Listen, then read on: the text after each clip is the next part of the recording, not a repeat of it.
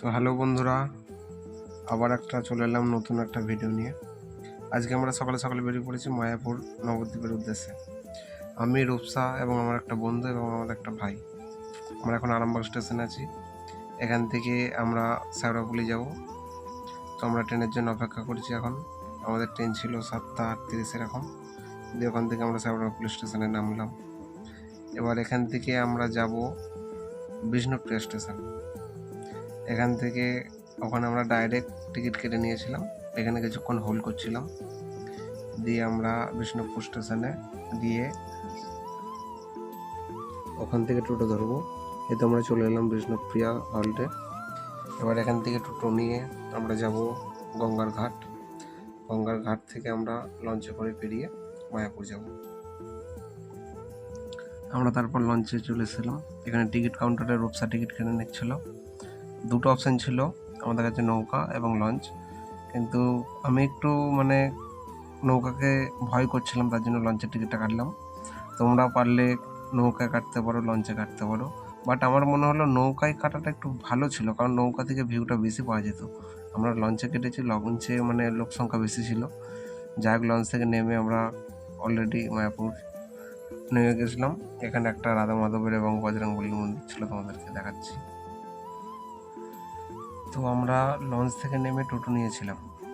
কিন্তু যারা ভাবছো যে মায়াপুর আসবো, তাদেরকে বলি যে লঞ্চ থেকে নেমে পায়ে হেঁটলেও 5 মিনিটের পথ। আমরা জানতাম না, তার জন্য ফালতু টোটোয় করে আসলাম।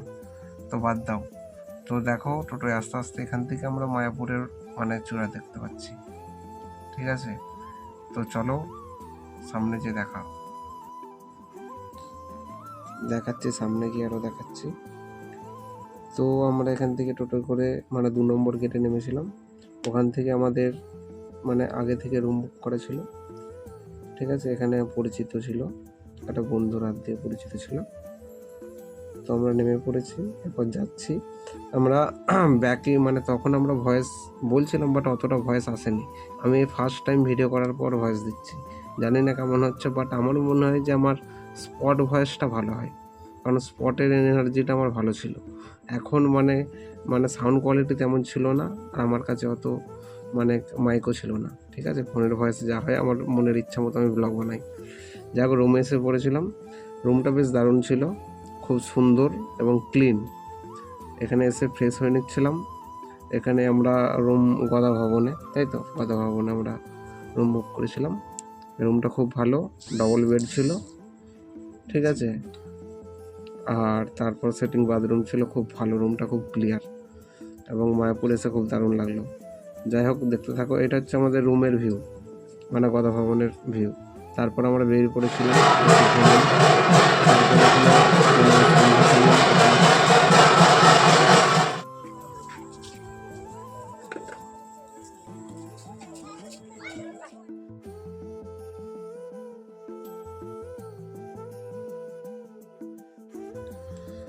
তো মাঝে মাঝে আমি ভিডিওর পর ভয়েস দিতে কেমন একটা ভালো করে বলতে পারছি না। যাই হোক, যেমন বলছি তেমনই ছাড়বো। আমি তেমন বড় কোনো ব্লগার নই। আর আমি ভাবছিলাম যে এখানে আমাদের, যেটা আমি ভিডিওই দেখি, যে আমাদের মায়াপুরে বড় মন্দিরটা আমি ঢুকতে পারবো, বাট ওখানে ঢুকতে পারিনি, কারণ ওটা এখনও কাজ চালু হচ্ছে। কিন্তু আমাদের রাধা মাধব আছে পুরাতন মন্দিরে, ওখানে তো ভিডিও বন্ধ, ফোন নিয়ে যাবে না। তারপর আমাদের খাওয়া হয়ে গেল। প্রসাদটা খুব দারুণ ছিল। আমরা রাতে প্রসাদ পেয়েছিলাম, কারণ দিনের বেলা আমরা লেট করে ঢুকেছিলাম, তার জন্য দিনের বেলা আমরা প্রসাদ পাইনি, প্রসাদ শেষ হয়ে গেছিলো। রাতে আমরা গদা ভবনে টিকিট করেছিলাম। খুব দারুণ নিরামিষ খাবার, খুব দারুণ হয়েছিল। তারপরের দিন আমরা বেরিয়ে পড়ি সাইট সিন দেখার জন্য। সাইট সিন দেখে নিয়েছিলাম, কিন্তু সেটা ভিডিও করতে ভুলে গেছি। তারপর আমরা আবার ব্যাক চলে আসছি আমাদের গঙ্গার ঘাটে। এখানে ঠিক আমি নদীটার নাম জানি না, গঙ্গা যমুনা নাহলে গঙ্গা ভাগীরথী।